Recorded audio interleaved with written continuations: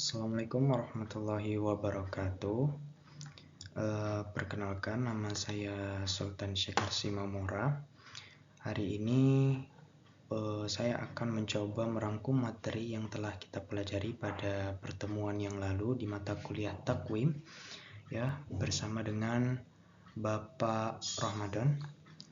Jadi pada kesempatan ini kami akan merangkum materi yang ada di bab 1 dan bab 2. Nah, untuk lebih jelasnya kita akan langsung ke slide berikutnya ya. Nah, yaitu yang pertama adalah rangkuman bab 1. Nah, bab ini ya membahas tentang konsep dasar dari evaluasi ya, atau takwim, dan juga pengukuran dan tes dalam pembelajaran bahasa Arab ya. Bisa dilihat dari slide ini bahwasannya memang takwim yaitu adalah sebuah proses ada proses pengumpulan data, kemudian pengukuran ini dia itu adalah proses juga ya, sama, tetapi dia memberikan karakteristik tertentu dari suatu objek secara sistematis. Sedangkan evaluasi tadi adalah dia proses pengumpulan data untuk mengetahui sejauh mana pembelajaran berhasil. Dan yang terakhir adalah tes itu sendiri, yaitu untuk mengukur bagaimana evaluasi ke depannya gitu ya. Oke. Baik, kita lanjut ke rangkuman bab 2. Nah, rangkuman bab 2 ini ya menjelaskan konsep pokok-pokok evaluasi pembelajaran. Ya, nanti itu dia termasuk dari fungsinya, tujuannya, objeknya, jenis, prinsip, sampai dengan prosedur.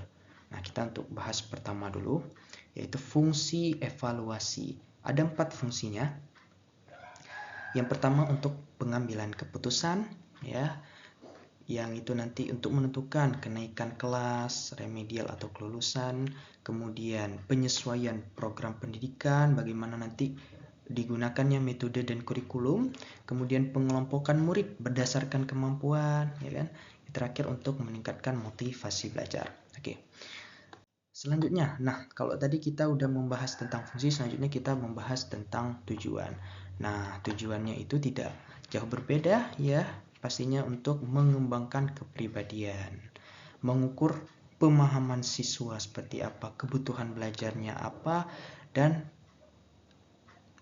serta menilai efektivitas sekolah dalam mencapai misi pendidikan. Oke. Selanjutnya ada objek evaluasi pendidikan ya. Objeknya itu dilakukan pada siswa ya, mulai dari kemampuan, kepribadian serta sikap. Kemudian juga ada proses transformasi seperti kurikulum, metode mengajar, sarana pendidikan, administrasi, dan tenaga pengajar. Dan yang terakhir, objek evaluasinya itu adalah outputnya, prestasi belajar, bagaimana pembelajaran mendapatkan output yang sesuai gitu.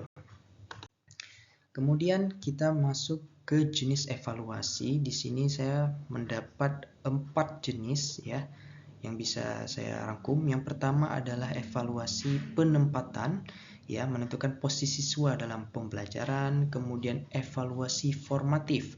Nah, ini menilai kemajuan belajar selama pembelajaran berlangsung. Kemudian ada diagnostik ya, ini untuk menganalisis kesulitan belajar siswa. Dan evaluasi sumatif ini untuk mengukur hasil belajar setelah penyelesaian program. Oke, selanjutnya ada prinsip evaluasi, ada 3, tidak banyak. Yang pertama keseluruhan, dia harus mencapai semua aspek pembelajaran. Kemudian adanya kesinambungan ya, jadi dia itu harus dilakukan secara berkala dan berkelanjutan. Yang terakhir adalah objektivitas.